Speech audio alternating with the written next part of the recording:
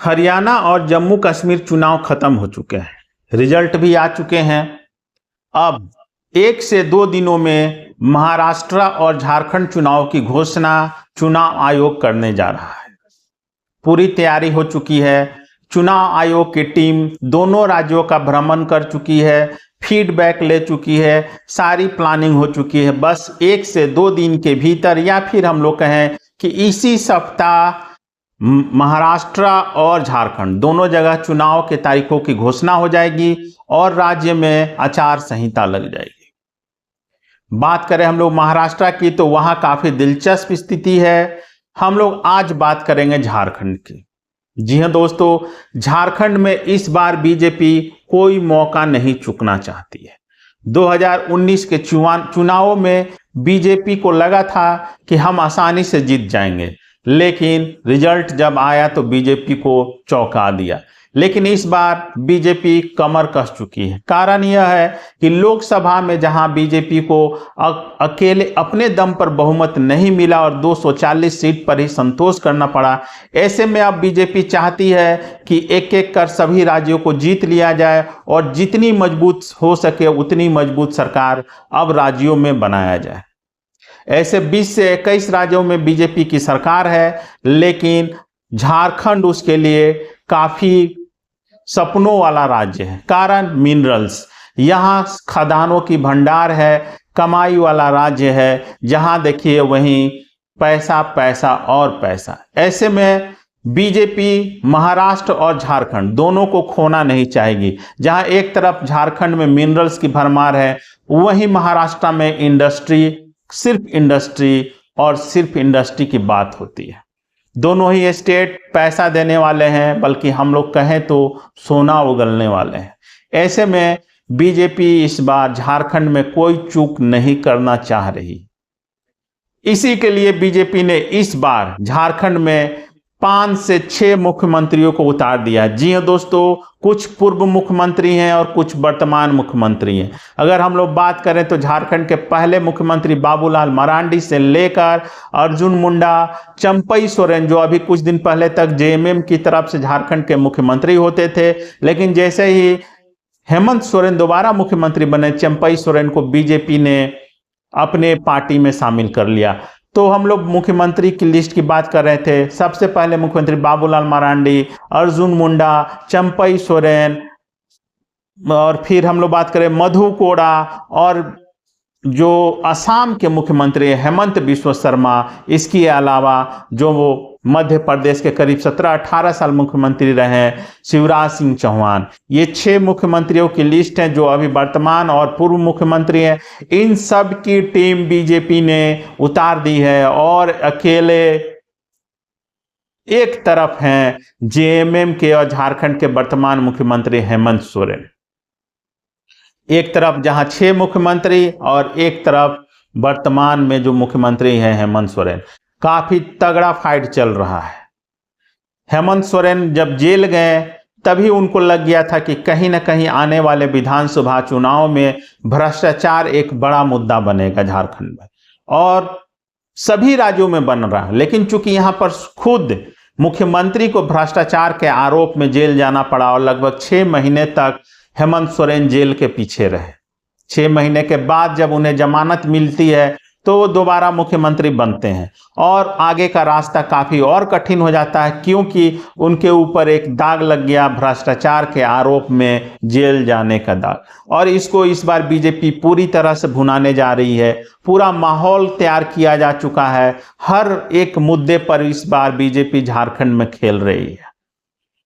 पहला मुद्दा तो उन्होंने भ्रष्टाचार का तय किया है बीजेपी ने। दूसरा मुद्दा उठाया गया है बीजेपी के जो नेता है गोड्डा से निशिकांत दुबे, उन्होंने शुरुआत किया था इसको कि जो पूर्वी क्षेत्र है गोड्डा और पाकुड़ वाले जो जिले हैं वहां पर बांग्लादेशी घुसपैठियों की घुसपैठ काफी ज्यादा हो चुकी है, और वहां पर ऐसी स्थिति हो गई है कि वहां मुस्लिम आबादी जो बांग्लादेश से आए हैं उनकी जनसंख्या ज्यादा हो गई है, और पाकुड़ में जो आदिवासी बहुल क्षेत्र है वहां आदिवासियों की जनसंख्या कम होती जा रही है। ऐसा आरोप बीजेपी के नेताओं ने लगाना शुरू कर दिया। विशेषकर हेमंत बिस्वा शर्मा जो आसाम के मुख्यमंत्री है, उन्होंने आते ही इस मुद्दे को काफी गर्म हवा दे दी, इस मुद्दे को काफी जोर शोर से उठाया, लेकिन इस बार हेमंत सोरेन भी कमर कस चुके हैं और वो कहां पीछे हटने वाले हैं। जैसे ही यह मुद्दा हेमंत बिश्व शर्मा ने उठाया, हेमंत सोरेन के द्वारा सीधा एक ही सवाल पूछा गया कि जो बांग्लादेशी घुसपैठ का मुद्दा आप उठा रहे हैं, ये बांग्लादेशी घुसपैठ आते कहाँ हैं, ये बांग्लादेशी घुसते कहाँ से हैं भारत में।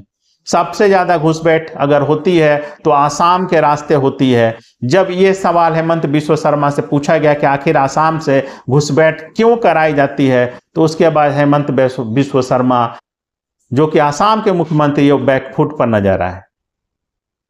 तो इसी प्रकार हेमंत सोरेन बीजेपी के सभी सवालों का जवाब देते हुए दिख रहे हैं, काफी गर्म जोशी से, चाहे मुद्दा भ्रष्टाचार का हो, चाहे मुद्दा बांग्लादेशी घुसपैठ का हो। एक और मुद्दा काफी गरमाया हुआ, वो है मुख्यमंत्री मैया सम्मान योजना।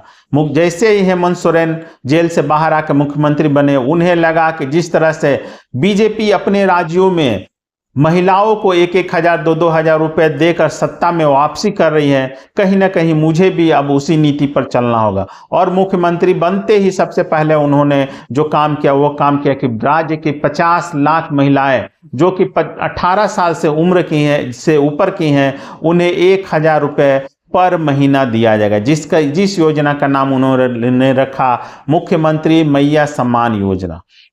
जैसे ही इस योजना की धनराशि लाभुकों के खाते में आने लगी, कहीं ना कहीं अचानक से जेएमएम का ग्राफ तेजी से बढ़ने लगा।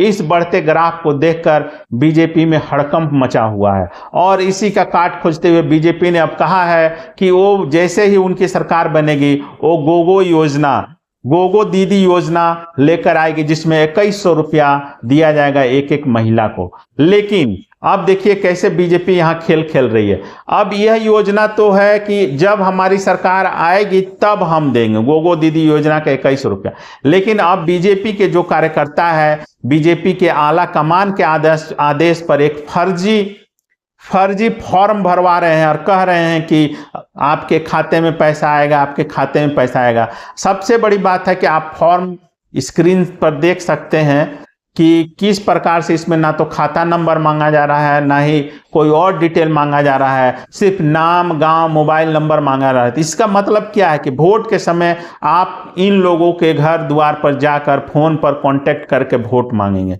तो कहीं ना कहीं जब जेएमएम को, हेमंत सोरेन को इस फर्जी योजना की जानकारी मिली, उन्होंने तुरंत जिलाधिकारियों को आदेश दिया कि जो लोग इस प्रकार के फॉर्म भरवा रहे हैं उनके ऊपर कानूनी कार्रवाई की जाए।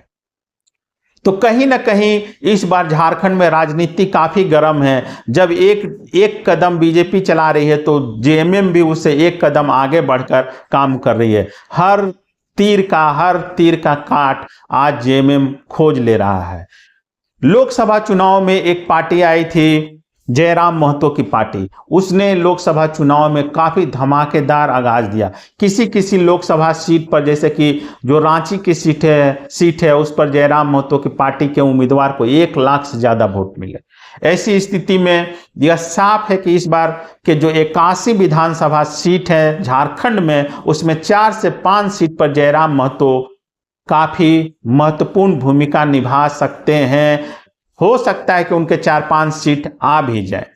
एक जो पुरानी पार्टी, जो बीजेपी की सहायक पार्टी आजसू, सुदेश महतो की पार्टी है, इस बार वो भी कमर कस रही है, क्योंकि पिछले 2 चुनाव में आजसू की काफी दयनीय स्थिति रही थी। तो इस बार वो भी चाहेगी कि कम से कम बीजेपी उसे 10 सीट दे। हालांकि बीजेपी उसे नहीं देने जा रही है। इस बार बीजेपी का सोचना है कि इस बार वो ज्यादा से ज्यादा अकेले अपने दम पर मैक्सिमम सीट पर चुनाव लड़े। झारखंड में अगर हम लोग बात करें तो यह आदिवासी बहुल क्षेत्र है। 81 विधानसभा क्षेत्र में से 28 सीट हैं जो आदिवासियों के लिए रिजर्व हैं, एसटी सीट हैं। इसके अलावा 14 लोकसभा में से 5 लोकसभा सीट आदिवासियों के लिए रिजर्व है। ऐसे में कहीं ना कहीं आदिवासियों का वोट बहुत मायने रखता है। 26% आबादी है झारखंड में आदिवासी समाज की। एसटी का यहाँ पर 26% वोट है, और यदि मुस्लिमों के वोट की बात करें तो 17 से 18% वोट हो जाता है। इस स्थिति में यदि हम लोग जेएमएम और इंडिया अलायंस का वोट का बात करें तो लगभग 42 से 44% वोट कहीं नहीं जा रहा है। कारण आप बोलेंगे कि कैसे आदिवासियों का सारा वोट उन्हें ही जाएगा।